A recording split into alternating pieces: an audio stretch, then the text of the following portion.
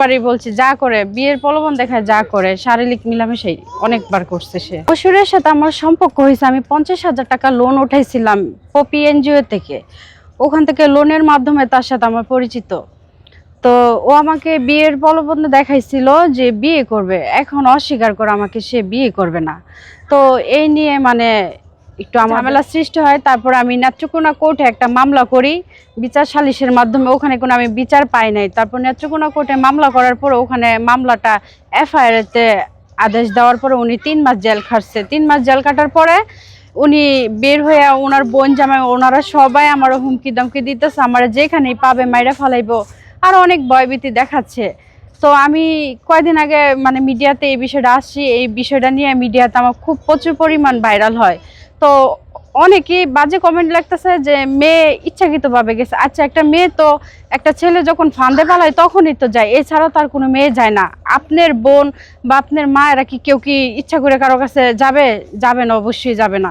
তো এটা আমি নেত্রকোনা দেশবাসীর মানে নেত্রকোনার কাছে আমি একটা কথাই বলতে চাই যে আপনারা সবাই আমার এই জিনিসটা একটু সুষ্ঠু তদন্ত করে মশিউরের সাথে আমার সিং তাজমহল রোড নিয়ে গেছে। তারপর বিভিন্ন জায়গায় সে আমাকে নিয়ে মানে একাধিকবার শারীরিক মিলামেশা করে। এখন তাকে বিয়ের চাপ দেওয়াতে উনি বিয়ে করতে অস্বীকার করে আমাকে, যে আমাকে বিয়ে করবে না। তো এখন এই বিষয়টা নিয়ে আমি আমার দেশবাসীর কাছে একটা মানে বিচার চাই যে যারা ভাইরাল হয় তারা বিচার পায়, আর যারা ভাইরাল না তারা বিচার পায় না। আমার মতো অনেক মেয়ের আছে যারা লজ্জা শরমে মুখ খুলতে পারে না করার কারণ ও হচ্ছে যে আনমেরিড, ও বিয়ে করে না। আর আমার আগে বিয়ে হয়েছিল, আমার একটা মেয়ে বাচ্চা আছে। তো এই জন্য সে আমাকে বিয়ে করতে চাচ্ছে না। কিন্তু আগে কি সে দেখে জাইনা শুনে আমার সাথে সম্পর্ক করে না? সবটা তো জাইনা শুনে সে আমার সাথে সম্পর্ক করছে। এখন সে অস্বীকার করে যে বিয়ে করবে না।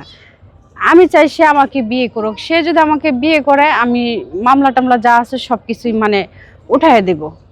ছিল ও কেন আসলো আমার কাছে? ওর কাছে তো আমি যাই নাই, ও কেন আসলো? ওর তো বোঝা উচিত ছিল যে ও যেহেতু একটা ম্যারিড মেয়ে, তো ওর কাছে আমি কেন যাব?